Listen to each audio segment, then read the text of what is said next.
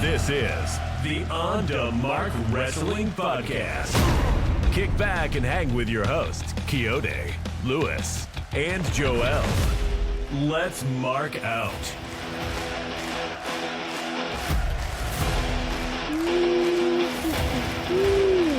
Yes, y'all. Episode 123 of On the Mark Wrestling Podcast. I am your boy, the producer, Kayode, joined none of them by the great one, Joel, the hater. Lewis is out today, but we are keeping it here for you guys. We're bringing you a show this week, episode 123. Joel, what's going on with you, bro? Are you ready for the show?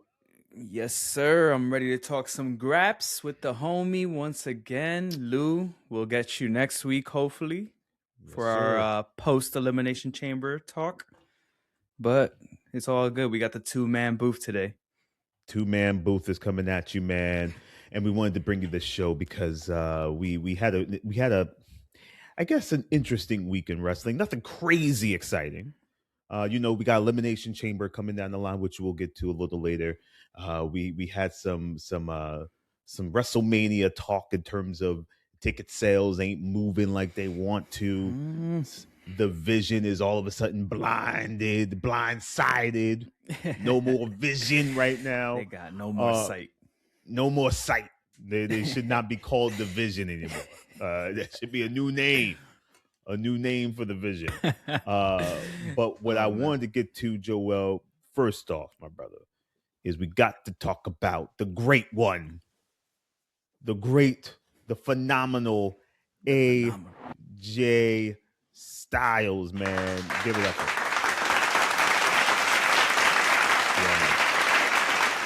The great AJ Styles going into the Hall of Fame. It is official. He is going to be enshrined with the great ones. After this past Monday Night Raw, your boy was on there and he gave his final speech. His family was there. It was beautiful, Joel. It was perfect. It was everything you could have thought it would be. And also, I got to say, this was a little better than John Cena's send-off in a little way. Like, it seemed a little more genuine. It seemed a little less planned. It seemed a little like, hey, AJ, just go out there and just pour your heart out to the fans and whatnot. What did you think, man? And do you have any thoughts of the AJ run in WWE? His career, is he top 10? Some people saying he's not. Some people saying he is. Where does he lie with you, man? And any great matches that you can remember of AJ's and his career, bro? Yeah, man. I mean, I've been a fan of AJ Styles for as long as I can remember, man. TNA days, early TNA, all the way till now. One of the few guys that I thought would never make the jump. You know, I always thought he would be a indie, TNA, New Japan lifer, you know, and then when he did show up at that Royal Rumble, it's still one of the best debuts to this day. Incredible debut. He had incredible matches in WWE with a lot of different people. Some surprising, you know, like looking back, his match against Roman was one of the first matches where I remember looking at Roman and be like, okay, this guy could be a main event player. Like, he actually held his own against AJ Styles. And then, you know, his matches against John Cena, the incredible rivalry they had, which is crazy to think about. Like, as a TNA fan growing up, when I switched over to TNA because of John Cena and his always winning, and it just wasn't for me. So to see them when they first locked up in that WWE ring, man, that was crazy. That's history right there. Yeah. And then if you just look over the span of AJ Styles' career, like, he has influenced so many of the new generation now. He's from that class of CM Punk and Danielson and Samoa Joe and Christopher Daniels, like that legendary indie class of wrestlers that basically have influenced all modern wrestling when you really look at it. And man, perfect moniker, phenomenal. He's never been rusty. He's never been terrible in the ring. And I think he strategically retired while he was still able to hit a 450 splash, hit a phenomenal forearm, do all the crazy work, crazy stuff that made him famous. So like you said, it was almost a better retirement run than John Cena. And maybe it's because we didn't know we were on the retirement run this whole time. Yeah, right. And that difference between him and Cena, like Cena announced it and kind of put this pressure out there and made everybody like micro critique every second of the year that Cena had because we knew it was his last year. Meanwhile, AJ was like quietly just like, yo, you know what? I'm going to retire. Royal Rumble. Same pay-per-view I debuted in. 10 years to the day. I mean, he kind of has the perfect wrestling career, man. When you really think about it, he's still able to walk. He's still able to be athletic. Like, he's going to go home and just be with his family. He'll probably end up getting some type of backstage position or something. And now he's going into the Hall of Fame. Right after you retire, you get automatically nominated into Hall of Fame. That means that the company cares about you. That means that they obviously the people in the back love him.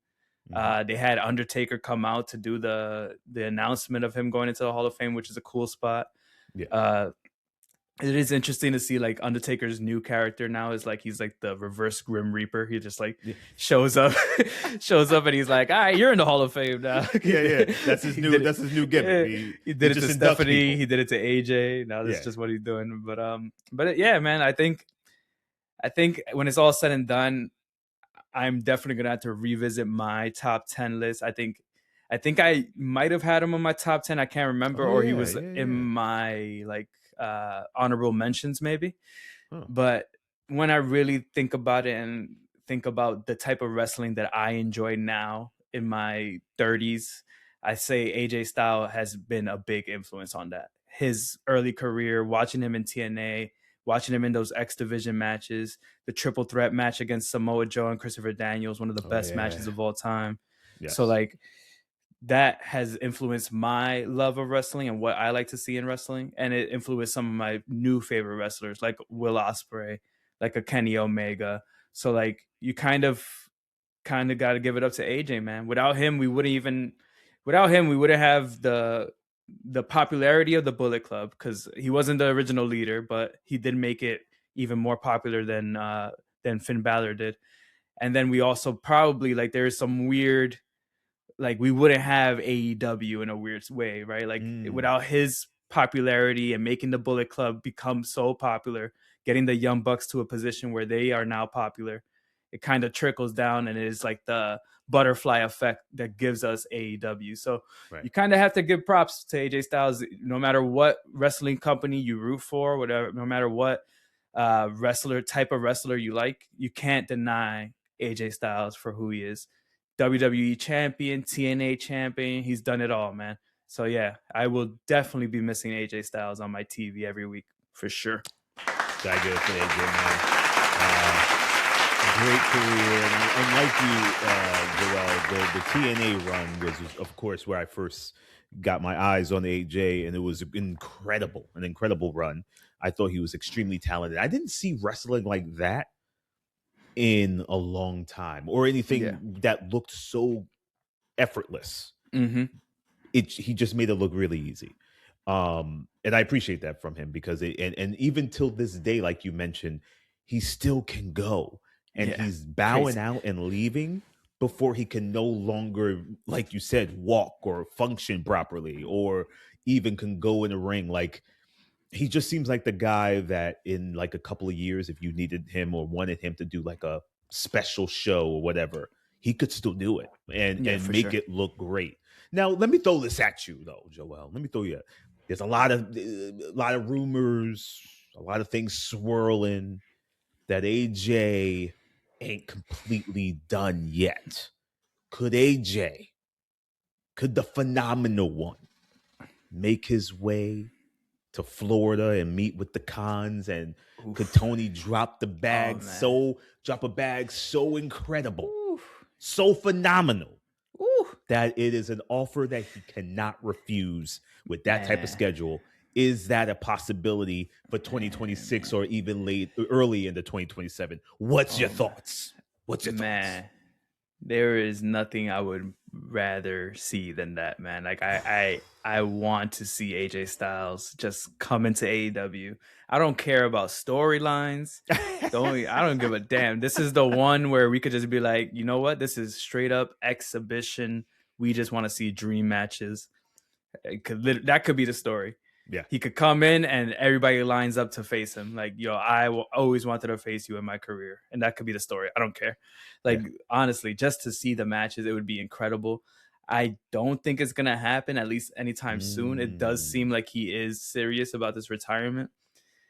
And I feel like WWE kind of put the pressure on him a little bit because, like, now if he shows up somewhere after taking the Hall of Fame ring, it's gonna be like, damn, it's a little bit of a stain. It's a little bit of stain on your WWE career. So part of me wonders if that was on purpose too, like because we know WWE is petty. Oh, petty. There's no way. It seemed to me that AJ Styles was very surprised by the Undertaker showing up and doing the Hall of Fame thing. He had no idea. What if he was already in talks? And now all of a sudden he has to back out of it because it's like, oh, I can't. I got commitments. I got to go to the Hall of Fame now. So I don't know. I mean, that's just speculation, but it would be great to see him in AEW one day. He has the lineup of wrestlers that he could face, man. Just Samoa Joe one more time. Like, get Christopher Daniels out of retirement and let's just do that triple threat match one more time. Why not? Why not? Do it for the fans. Him versus Ospreay, obviously. Him versus Kenny Omega. The list goes on, man. There's so many people he could face. So much new talent that we haven't seen him cross paths with before. So it would be really cool. But for now, if he wants to just enjoy his retirement and hang out with his family, I'm not gonna blame the guy. Go ahead, man. You given it your all. Like, he's never had a bad match. I don't think I've ever seen a bad AJ Styles match. I can't tell you. Like, I can't think of it. Like, maybe when he was doing like aces and eights bullshit back in the day. Listen, I loved aces and eights, man. I was a big fan. We got to do a revisit aces and eights episode one day. But yeah, man, maybe then. But besides that, like, he's always been great. He's always been phenomenal. So if he wants to take a break and just be a family man, I'm not gonna blame the guy. He deserves it. He deserves it. Right. Well, listen, y'all. We'll see how far this AJ story goes. If there's any truth or any, this is all, like we said, speculation. But could there be truth to the fact that AJ was AEW bound? Could there be truth that AJ could at some point find his way to AEW? Is that even a possibility? I think so, because I don't think AJ's completely done. And I think he can go. I think he could do certain type of matches still. And there's some things that there's some special matches in AEW that he could do within the next couple of years at the shape, at the level of athleticism and how he's in shape currently. I think he could deliver big time. So it's something to watch, bro. It's something to watch. But I'll tell you right now, though. Tell you right now, Joel. The vision probably has officially come to an end. My goodness. The vision has no sight. There is no vision anymore. Your boy Bronson Reed goes down with what I believe is a torn pec of some sorts. And this is absolutely devastating, not only for Bronson, because I'm a big fan of Bronson, and he literally just came back from an injury like maybe a year or so ago. That was also devastating. But the fact that this is happening literally 2 months from, or a month and a half or whatever, from WrestleMania, the fact that his storyline probably was going to be big between now and Mania. My God, man, you know, this is not just Bronson we're talking about, man. We're talking about Bronson. We're talking about Braun Breaker. We're talking about Seth Rollins. Yeah, man. Joe, what happened here? I don't even know where to start. where does the vision go from here? And do you think that that his storyline was probably going to be massive between now and Mania, or do you think WWE could find a way around this, man? What's your thoughts on the vision just kind of losing all vision? Oh man, honestly, man, this has to be karma for faking the Seth Rollins injury, man. Like you fake an injury and now your whole crew has actually gotten injured, including yourself.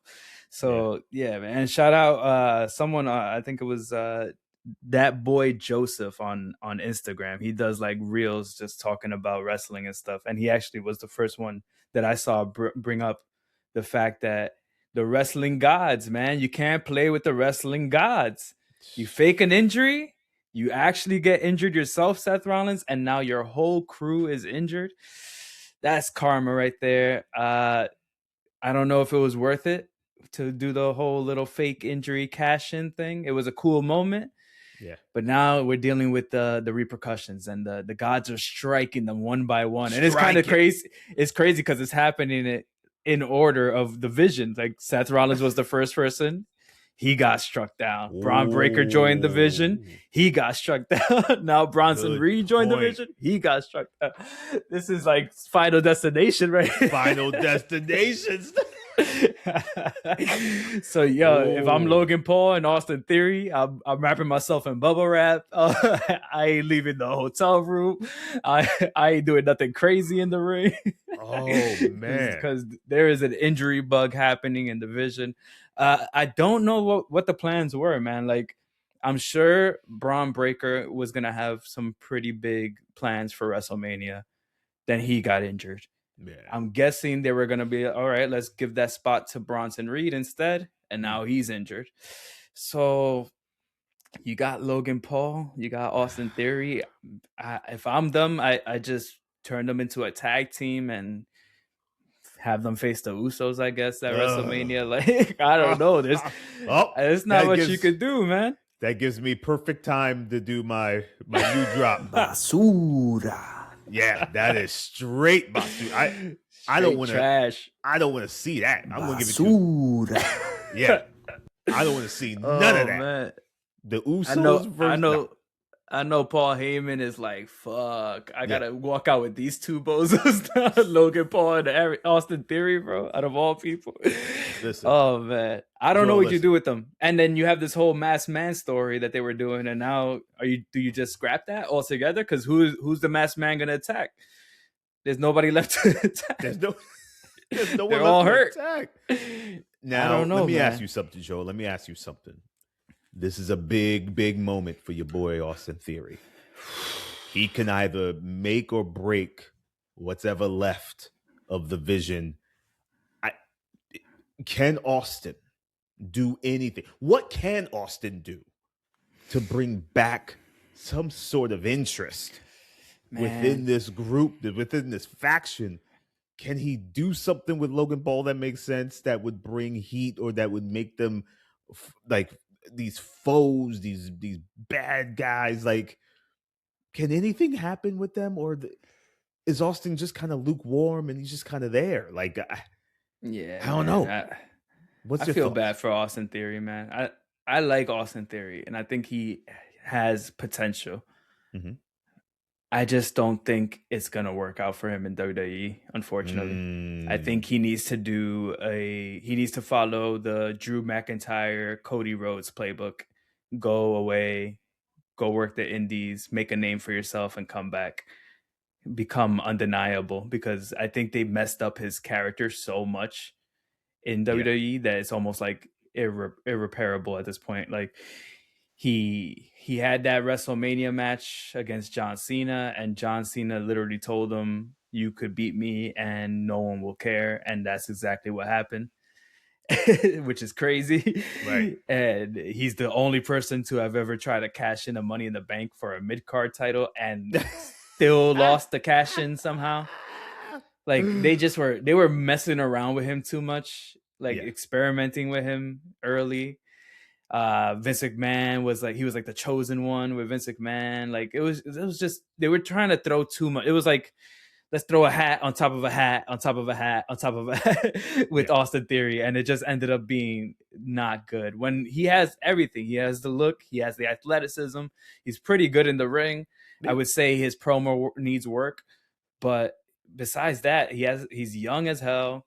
He's obviously gifted for his wrestling talent. So I don't know where the disconnect is. The only time I feel like he was ever booked well was when he was in NXT as part of the Way with Candice and Johnny Gargano and Indy Hartwell when they were doing that whole thing. And ever since then, they just don't know what to do with this guy. And now he was looked at as like his character was more of like of a goof, like an idiot. Yeah, and I honestly think that kind of worked for him though. That kind of worked. and it could be the lovable goof, and eventually he could become a babyface and get serious or whatever he needs to be. But right now, I just don't like. I can't take him serious as a heel. He doesn't look like a heel to me. And then it just seems like he's not even invested in the character. For example, this past week on Monday, they were in his hometown of Atlanta, Georgia. He has the mic. He says, "I'm ashamed to be from here," and then he just hands over the mic to Logan Paul and lets Logan Paul do the rest of the promo. I was like, "What the?" Yeah, that's all he says. One line. Yeah. I'm like, bro, this is your hometown, and you're supposed to heal it up, and you just hand it over to the guy who's been wrestling for like 2 years. Like you've been doing this for way longer, bro. You should know what you're doing. Why could Logan Paul cut a better promo than you? Like, I don't know. Like at a certain point, you kind of have to either bet on yourself, Austin Theory, and see what you could do out there, or get a completely new like revamp. But he's done so many revamps already. I just don't know, man. I don't believe in Austin Theory as the vision leader or anything like that. I can't see it, but hopefully he proves me wrong, man. I'm rooting for him. I'm rooting for him at the end of the day. I'm rooting for him, man. But like you said, Joel, he may need to pull that Cody Rhodes, Drew McIntyre playbook out. Yeah. And start doing some heavy studying because I feel like you're right. I don't think H or a creative really thinks much of him. I think this pairing with Heyman was sort of the last straw. Like, hey, we're gonna put you with him, and if you can't succeed with this guy, then we definitely ain't got no room for you, man. Like, we ain't got. Yeah. What are we gonna do for you if you can't work with Heyman? Man, it's hard to tell. I'm curious what next week or what this Elimination Chamber looks like in terms of story, if anything. None of them are even in the chamber. They're not even in it. Yeah, there you go. I'm guessing Bronson was supposed to win that match, and then they pulled the audible and had Jay win because it seemed like that was gonna be the wave, and then they were like, "All right, Bronson's hurt. Let's give Jay the win." Yeah, but man, it seems like the vision might be dead. Honestly, like what do you go from here? They might just, if I'm dumb, I might just scrap it all together. Let Heyman cut a promo and say, "Hey, you know what? I'm working with Brock now. I'm over you guys." He came out with Brock later in the episode of Raw, so it's like, all right, just let him work with Brock. Yeah. But then, I mean, Logan doesn't need the vision, but Austin though, he needs a vision for where he's gonna go in that company. I tell you that right now, bro. He needs a lifeline. He's sinking right now, bro. He needs something, man. I feel bad for him. No lifeboat, no life raft, no life vest. Straight down to the Atlantic Ocean next to the Titanic. It's over. Your boy is not doing well. This is not good. Not good. Man. But we'll see what unfolds here between now and Elimination Chamber or even Mania for all that. Who knows where this is going to go? Hey, we're rooting for you over here, man. We're rooting for you out here on the mark, man. We're fans of Austin Theory over here. We're rooting for you, but we're also giving you some hard truth, some hard advice. Bet on yourself, my man, and you might just need to be like, listen, I'll be back in like a year or two. And Yeah, just see man. what happens. And you know what the thing is too? I think he is one of those guys that his talent is mostly in the ring, but he Yeah. doesn't get to showcase that much in the WWE style. And then Mhm. also now that he's part of this Vision crew, he's like in these 6-man tag team matches. He's not getting those one-on-one, let me just show you what I could do matches. So if Exactly. he has a crazy run on the indies where he takes the Cody playbook and literally writes down all the opponents he wants to see on the indies, maybe some AEW guys, maybe some TNA guys, go through that list and just put on bangers. Have a year of you just putting on bangers in the indies. And then you come back to WWE once you are undeniable. I could see him getting that rocket from there. 100%. Is that right now it's almost like he was chosen, just like Drew McIntyre early in his career. He was chosen to be like one of the next up guys. Yeah. So that pressure might have been too much. And now it's almost like we all see that as an audience as well. Like, you're not living up to your potential, which is, you never want to be in that spot. You never want to be in a spot where the audience could tell you're not living up to your potential. So, yep. Well, we'll send our prayers to Austin Theory and that whole vision. But I'll tell you right now, Joel. The vision that WWE had in terms of ticket sales for WrestleMania 42 ain't panning out. The ticket sales are in a crisis mode, apparently. Damn. They are trying everything. Even they even tried, Joel, which is crazy what I read. They even tried a sale on Valentine's Day. Let me just read this. Recent report ticket sales show that April 18th sold 35,000 tickets, while the 19th sold 36,000. When you combine the numbers, that puts WrestleMania down 19.3% from last year's pace. Yikes. Wow. That's pretty bad, man. 19%? Yeah. That's rough. Joe, listen, man, we here at On the Mark and in private, we talk about WrestleMania, and some people saying it doesn't feel like WrestleMania anymore because WWE has taken the grand nature, the spectacle, the epic proportions of the PLE and have now made that into basically every other PLE. Like every PLE feels like a spectacle now. Saudi Arabia shows feel big. All these SummerSlams 2 nights. There is really nothing that makes WrestleMania special anymore. It's not like Aretha Franklin can sing, the grand, like, she can't sing the national anthem, right? Yeah. Stevie Wonder out there, like, you know what I'm saying? Like, it doesn't feel special anymore. Yeah. And now with the ticket prices being ridiculous and ticket sales being down, which I want WWE to feel and to know that people are talking and they're like, yo, especially now with everybody hurt and especially now that there's no real stories to grab onto between now and Mania that seem interesting. And then they're rerunning the same venue 2 years in a row. People like been there, done that. Why am I going back to Vegas? Yo, what's your thought? Can WWE somehow gain some traction with these ticket sales, man? What's your thoughts? I think by the time we are closer to Mania, they'll be closer to the ticket sales that they got last year. Okay. I think it's a couple of different factors. We don't have a full card yet. We don't know many of the matches. We only know CM Punk versus Roman Reigns and Liv Morgan versus Stephanie Vaquer so far. So like, there's not much for me to be like, I need to go to this show. There's not a match on the card that I'm like dying to go see. And I'm sure a lot of wrestling fans feel the same way. And then I think it's true. The lackluster, like the illusion and the grand mystique of WrestleMania is kind of gone. And we heard AJ Styles himself say that in an interview on a WWE podcast. He mentioned, they asked him why he decided to retire at the Royal Rumble and not WrestleMania.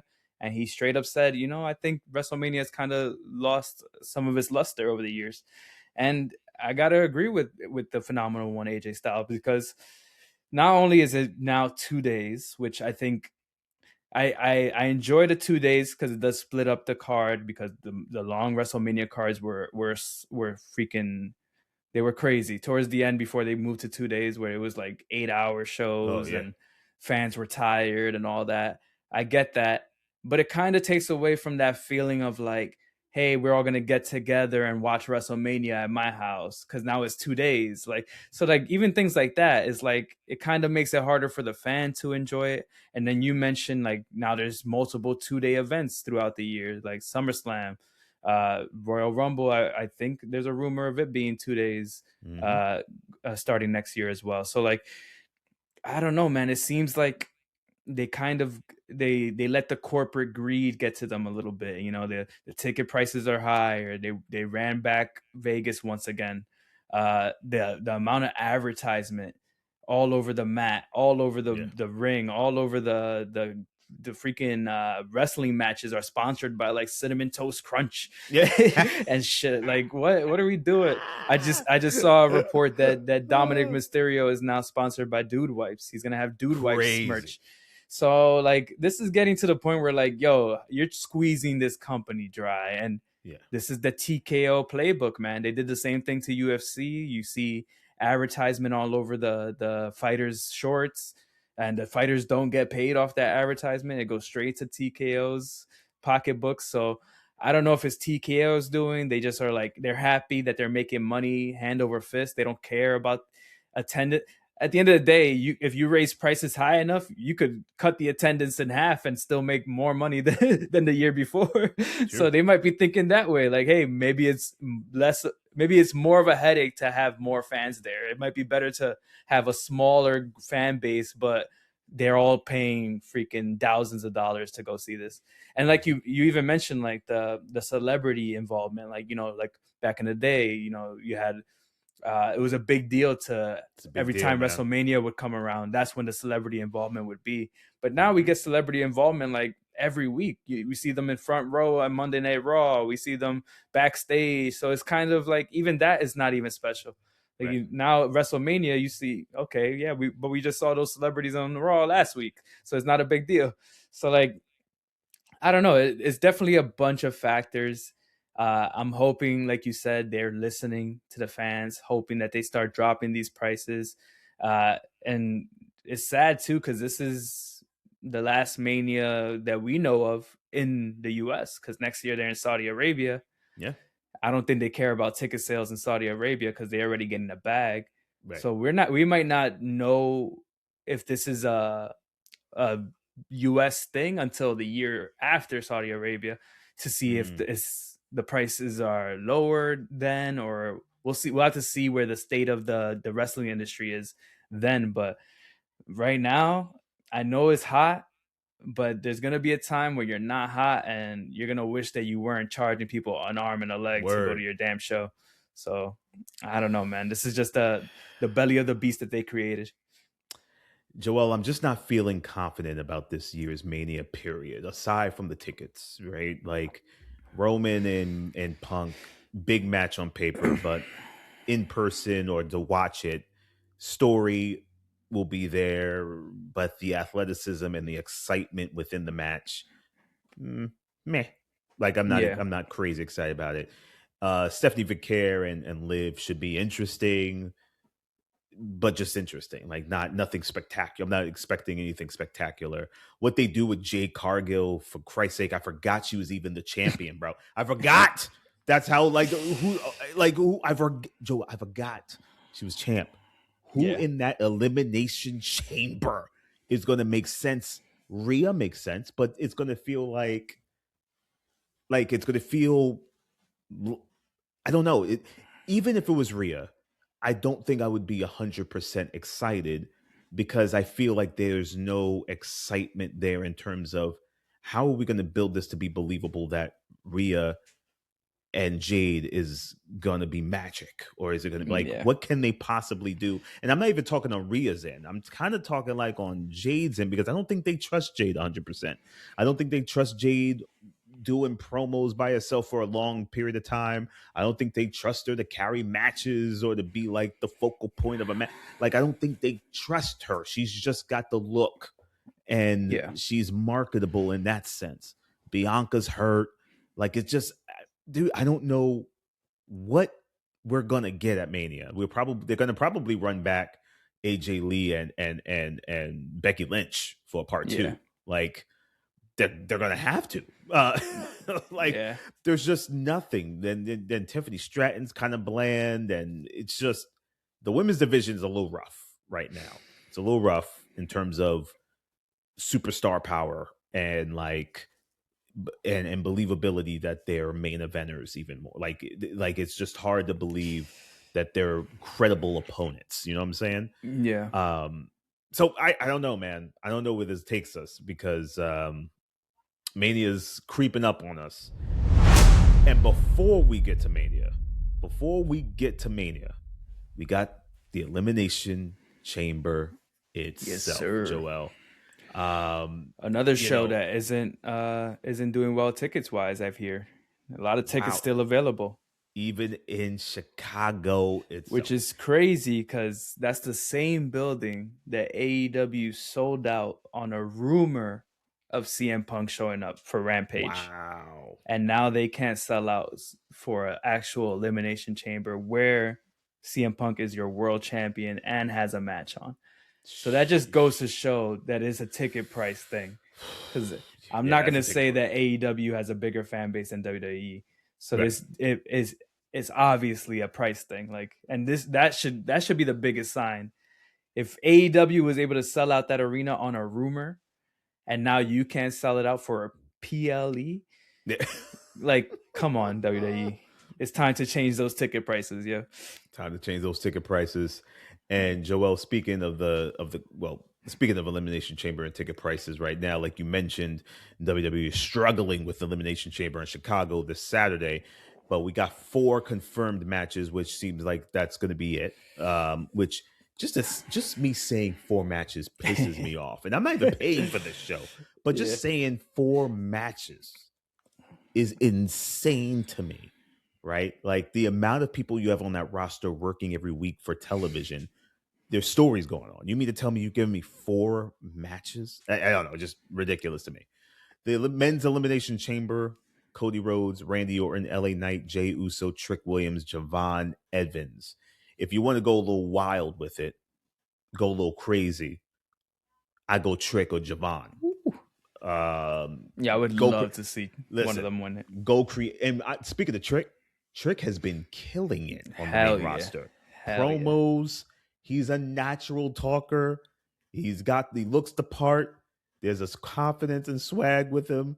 I find Trick Williams to be the perfect transition from NXT to the main roster, and still keep that fire with him as he transitioned onto the main roster. Yeah, man. I gotta agree with you, man. Trick gives me modern day Ric Flair vibes on the mic. He knows what to say. He's quick. He's super quick, witty. Like, he has an answer for everything. And that promo he cut on Sami Zayn a couple weeks ago. Yeah, he said he walking around like 10 pounds, smelling like 10 pounds of bounce that ass. That shit had me dying, bro. He said, you walking around looking like you don't comb your hair. Wearing sketches on your feet. Yo, I was dying, bro. Straight flame Sami Zayn. And I'm a Sami Zayn fan, but I was like, oh, Sami Zayn got to put hands on that man after that. Like, that's beef right there. But obviously, I would love to see Trick or Javon win. I don't see it happening, unfortunately. Yeah, right. I think we'll probably go the safe route and get Cody Rhodes winning this. Cody versus Drew, and then maybe you get Jacob in there, because that's kind of been the story they're telling. Right. I'm not excited for that. I would much rather see maybe Jacob Fatu 1-on-1 versus Drew. I feel like that's more fun. That's more of a fresh matchup. Yeah. But Cody got to get in there somehow. He's still one of their biggest stars, so I could see Cody versus Drew, and then somehow Jacob Fatu gets involved and becomes a triple threat or something That like is that. that is not interesting to me at WrestleMania, bro. I'm sorry, it is not interesting to me. It's not. Same. I like all three of them, but they're just not. They as a triple threat is just not an interesting match to me. I don't know. We've seen Cody and Drew so many times, and then adding Jacob does really nothing for me. And I don't know. It just doesn't hit for me. And same with the women's. Like you got Rhea Ripley, Tiffany Stratton, Alexa Bliss, Asuka, Raquel Rodriguez, and Kiana James, who's been getting a massive push because the fans want it, and she's very good. Like she's good. I would say very good. She's good, and she's got mad room to be great. Like there's a lot of room there. Super strong too. Super strong. She lifts up Nia like nothing. Are we Joel? Are we thinking Rhea in this? I mean, out of that list of names you name, Rhea is the biggest star. So I feel like it makes the most sense. And Rhea and Jade on a poster looks good. Like you said, though, I'm not excited for that match. I feel like that match is going to be very, like, I think they're just going to do a lot of stare-offs. Because it's going to be like an aura match where they're just going to like stare at each other and the crowd goes crazy because these are two like Amazonian women staring at each other or whatever. But Jade is still Jade Cargill. She's been Jade Cargill since AEW. She hasn't changed. Her character is the same. Her in-ring work is the same. There's a reason why Tony Khan had her in squash matches for 50 matches in a row. And that was the best way to book her. And now we're seeing that she might not have what it takes to be your world champion. I feel like she could probably be a good US champion and just have her kill the mid card over and over again. But right now, as the world champion, she's defended it like once, I think, since she's won that title. It's crazy. And you could tell they're doing it because they don't have faith in her. They don't have faith in putting her in the ring and calling a match on her own. Or, if she's not in there with another veteran, then she's kind of lost. So, and I like Jade Cargill. This is I really like her, like who she is, how she looks. I think she has all the potential in the world. But I don't know if she's fully bought into wrestling. It's almost like she's using this as a stepping stone to whatever her next venture might be. Yeah. And you could kind of tell. And I think fans could tell as well. So we'll see. Rhea versus Jade on paper doesn't excite me, but maybe they'll get us there. I don't know I don't know what the story will be, but I don't know. You could figure it out. What out of the other options, I don't really know who else you don't want to see Tiffany and Jade again. No. Alexa versus Jade seems weird. Yeah. Who else is in the match? Asuka, Raquel Rodriguez, and Kiana James, bro.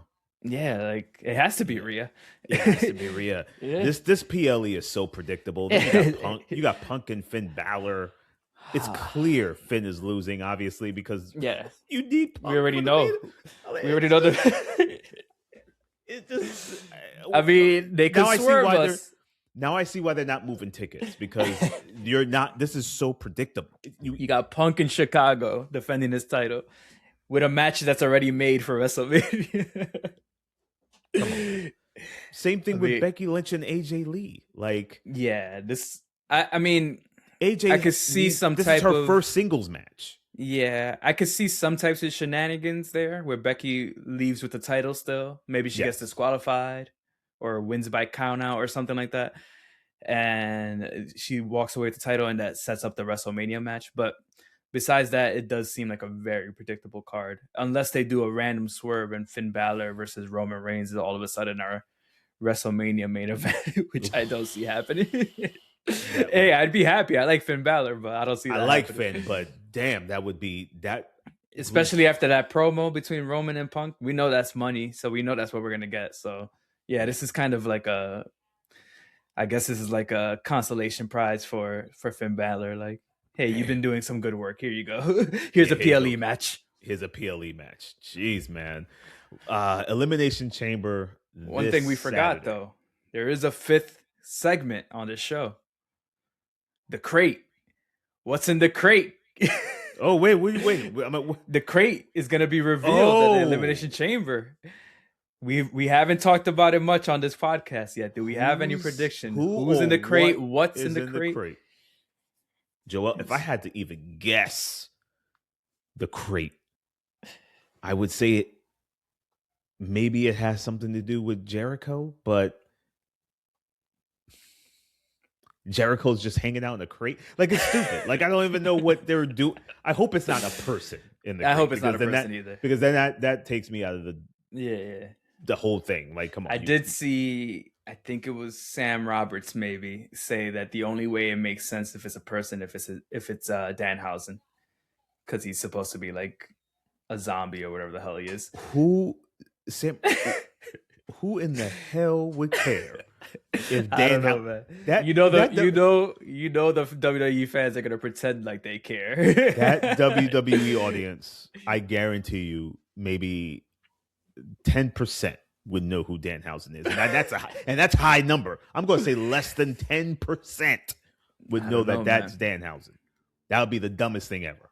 I could see it being him just because WWE loves their meme style wrestlers like Mr. Iguana and Joe Hendry, like all these people who start off as memes and the crowd runs with it. I could see it being a quick little Danhausen thing, but I just don't. I think that's it's a big disappointment. Like, you've been building this for like 2-3 weeks now, and that crowd that's who it is would at the end. Turn quick. Yeah, on this. I could see it being something Jericho related. Maybe like his jacket is in there, right, or something, or maybe like a statue of him or something. But that's another, like, I mean, Jericho has always done weird debuts, so it kind of makes sense. He does like to reinvent himself every time. But I do also feel like we have predicted Jericho showing up for like the last 3 PLEs, and he hasn't shown up. And I think he's still on the AEW roster page, so I'm not sure what's happening there. Ugh. So we'll see. But I guess that's the big selling point on Elimination Chamber. Who's in the crate? Because everything else is predictable. Yeah, everything else is predictable. Who's in the crate? WWE has some answers, some questions that need to be answered on this series Elimination Chamber. They should open up the crate and it should be the masked man, and then we have another week of guessing who's the masked man. Unless they're trying to start a riot in Chicago. I would steer away from anything that is less than impressive with this crate. You put the crate out there, now you need to deliver with something. It's got to be something, bro. Got to be something. But we shall see where this goes. Joel, man, any final thoughts before we end today's show, my friend? Nah, man. Just thank you to the fans who keep subscribing, liking, commenting. Hit us up on YouTube. Hit us up on Instagram, TikTok. Be a part of the show, man. We like hearing from fans. We like hearing you guys talk. We like hearing you guys say that we suck and our takes suck. We like it all, man. We like the engagement. If you want to provide a voicemail as well, you can hit us up on the Gmail. What's that Gmail, Kayode? On the Mark Wrestling Podcast. Oh, wait, sorry. On the Mark Podcast at gmail.com. Yeah, send them voice notes through. We'll play some voice notes. We'll hear your takes, see what you got to say. But thank you guys. Thank you guys for everything, man. Well, y'all, this is episode 123 of On the Mark Wrestling Podcast. I am your boy, Kayode, and until next time, peace. You have just listened to the On the Mark Wrestling Podcast, a Scriptly adapted production. Follow us on Instagram, Facebook, TikTok, and YouTube at On the Mark Wrestling. And email us on onthemarkpodcast@gmail.com.